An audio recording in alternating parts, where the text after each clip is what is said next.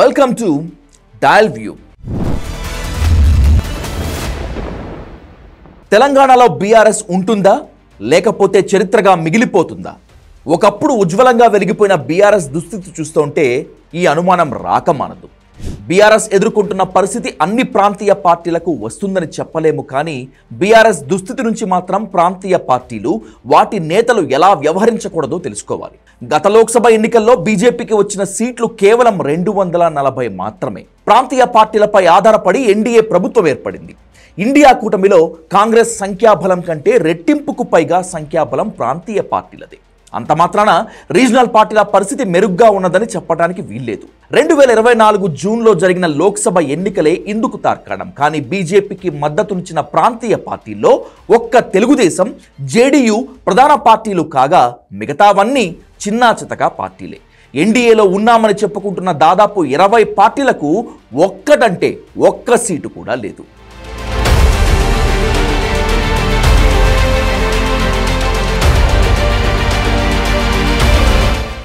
India కూటమిలో కూడా Samajwadi party, DMK, Trinamool మాత్రమే ప్రధాన పార్టీలు.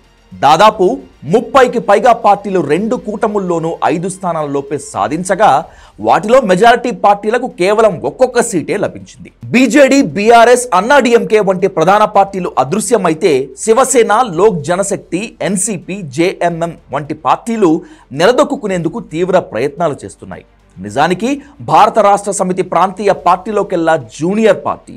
డిఎంకే 1949లోను, ఆ పార్టీ నుంచి చీలిన ఏఐడిఎంకే 1972లోను జన్మించాయి. శివసేన 1966 నుంచి ఉనికిలో ఉంటే జార్ఖండ్ ముక్తి మోర్చా 1972లో ఆవిర్భవించింది. తెలుగుదేశం 1982లో ఏర్పడితే సమాజ్వాదీ పార్టీ, రాష్ట్రీయ జనతాదళ్, తృణమూల్ కాంగ్రెస్, ఎన్సీపీ 1990వ దశకంలో జన్మించాయి. ఈ పార్టీలన్నీ ఇవాల్టికి అస్తిత్వంలో ఉండగా అవి ఏర్పడిన ఎంతో కాలానికి జన్మించిన బీఆర్ఎస్ మాత్రం ఎందుకు అంతర్గత సంక్షోభంలో చిక్కుకుంది? ఇదే విషయమై కేసీఆర్ ఆత్మ పరిశీలన పరీక్ష చేసుకోవటం ఇప్పుడు అత్యవసరం.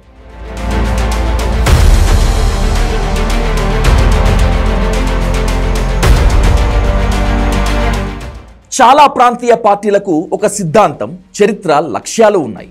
ఇవి రాజ్యాంగంలోని పీఠిక వంటివి.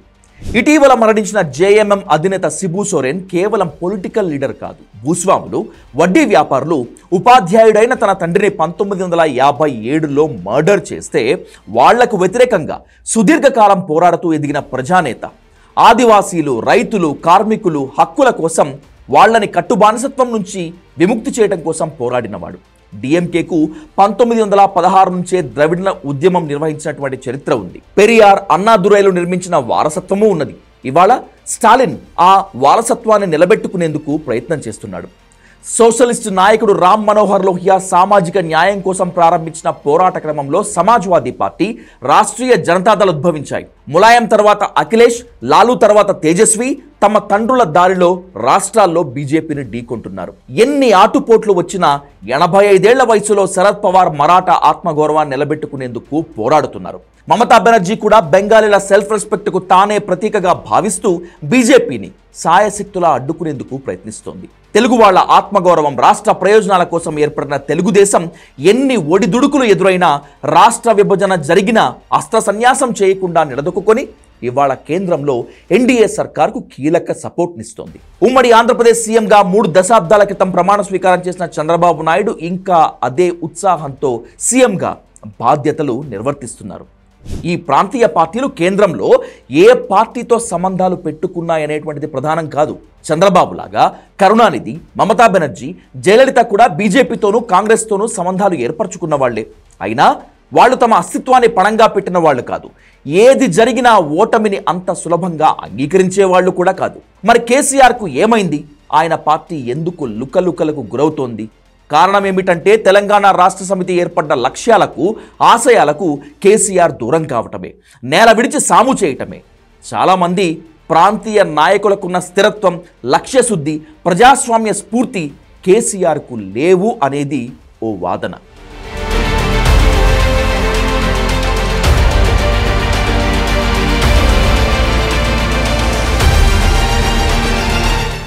కేసీఆర్ పార్టీ ప్రారంభించిన 7 ఏళ్ల వరకు కేటీఆర్ కవిత దరిదాపుల్లో ఉండేవాళ్లు కాదు.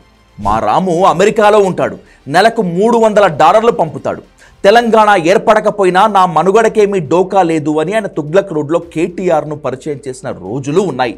చాలా పార్టీల్లో, ముఖ్యంగా ప్రాంతీయ పార్టీల్లో వారసులు ఉండటం సహజం. కానీ ఆ పార్టీలేవి వారసుల మూలంగా అంతర్గత సంక్షోభంలో చిక్కుకోలేదు. ములాయం, లాలు, కరుణానిధి, సిబు సోరెన్ల వారసులే ఆ తర్వాత ముఖ్యమంత్రులయ్యారు. పైగా వాళ్ళ బంధువులు కూడా పార్టీల్లో పదవుల్లో కీలక స్థానాలు పోషించారు. అన్నీ సజావుగా జరిగాయి.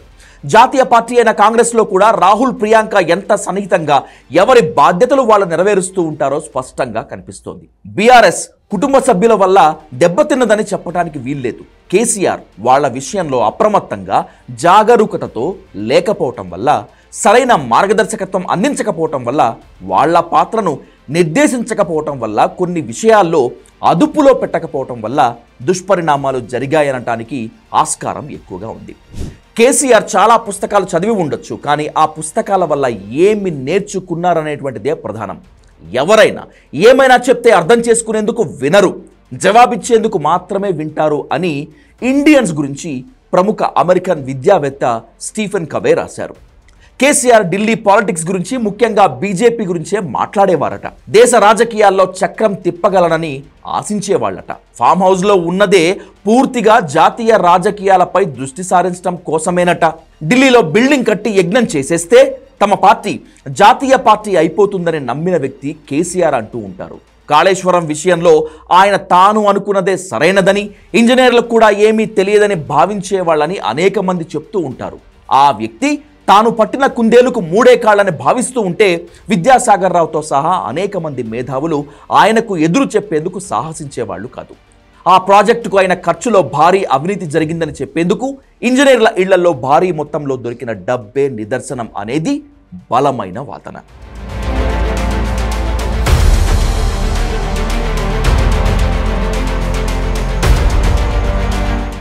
కేసీఆర్ వ్యవహార శైలి విచిత్రమైనదంటారు.